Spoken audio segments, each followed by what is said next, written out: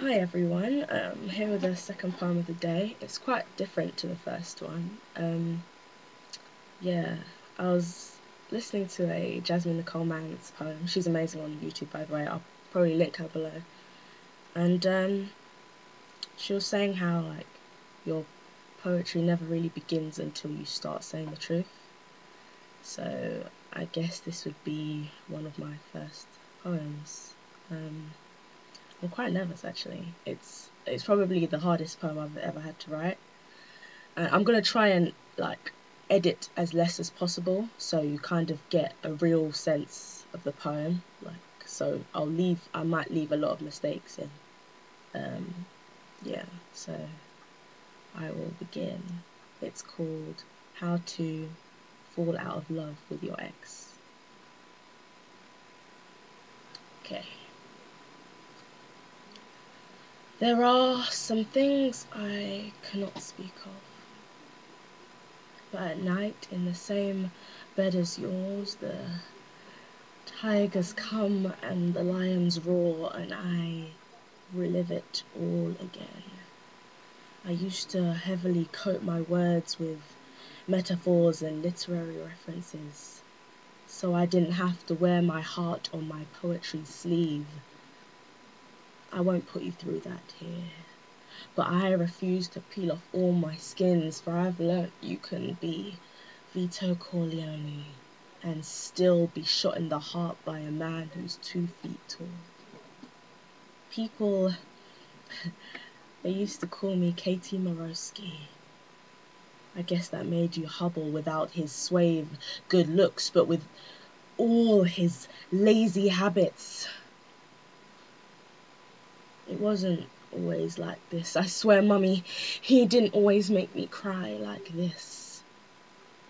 I'll take you back to those sandwich days you now find so hard to admit were more beautiful than whatever it is that you've got going for you now.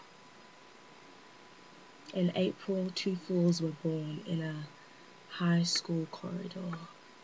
Little did you know I used to elongate the route to my next class just so I could have a glimpse of you.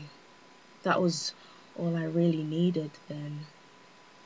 Lights off with husky conversations, praying my daddy couldn't hear. Lessons in learning how to touch and feel, kissing me through my tears and healing me and my innocence.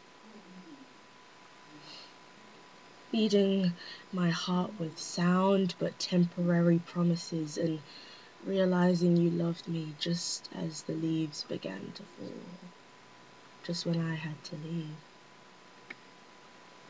And soon it became impossible for love to walk 500 miles, and I wanted to rip off the band-aid, quick fix the pain. Time had become the merchant of Venice, asking away a pound of my flesh that you had become. Because, let's face it, I was bone of your bone and you were flesh of my flesh. And when the carolers began to sing, it was as if time had never passed when we were together again. But it was too little too late. You had found yourself a girl by then, and our lives were intertwined with Adele, someone like you. I knew she gave you things I couldn't give to you. But I didn't care. Your sweet nothings had propelled me into making up my mind that you were going to be the one, even though you were never, ever meant to be around. I accept it. I allowed you to hurt me. But so desperate to be loved, I didn't care about the promises I'd made to my heart.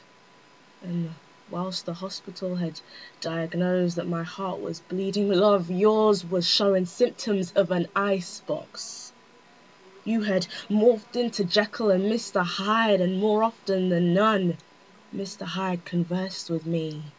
He had a talent for seeming not to mind making me cry on the phone.